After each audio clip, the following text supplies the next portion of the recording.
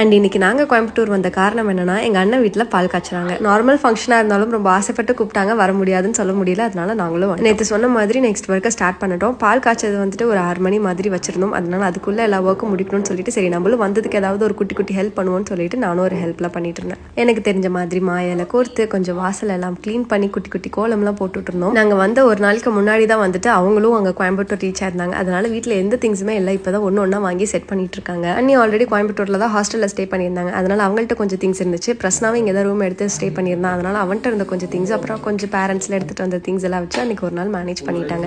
ரொம்ப நல்லபடியாக நினச்ச மாதிரி நினச்ச டைமில் வந்துட்டு சூப்பராக பால் காய்ச்சி முடிச்சாச்சு. இது வரைக்கும் இவங்க 2 பேருமே ஹாஸ்டல்லே இருந்து பழகிட்டாங்க. ஃபேமிலியாக ஒன்றா ஒரு வீட்டில் இருந்து ஸ்டே பண்ண போகிறது இதுக்கப்புறம் தான். அண்ட் அஃப்கோர்ஸ் பேரண்ட்ஸோட சப்போர்ட் இருக்கும், பக்கத்துலேயே தான் இருக்காங்க. அதனால ஒரு குட்டி குட்டி பயம் பத்தட்டம்லாம் இருக்கும்ல. ஆனால் என்னதான் சொன்னாலும் ஆஃப்டர் மேரேஜ் தனியாக ஒரு ஹோல் ஃபேமிலியே ரன் பண்ணுறது வந்துட்டு ரொம்ப கஷ்டம் தான். பட் இந்த ஃபேஸ்லாம் கொஞ்ச நாளைக்கு தானே, அதெல்லாம் என்ஜாய் பண்ணிக்கணும்.